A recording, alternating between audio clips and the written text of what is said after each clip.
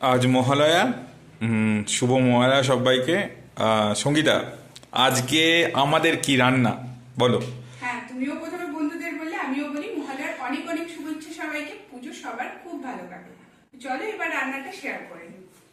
এসব প্রথমে আজকে সাদা ভাতই হয়েছে, তার সাথে মটর ডালের বড়া। এরপরে রয়েছে শুক্তো, বড়ি, কাঁচকলা, কচু, করলা, এইগুলোটাই।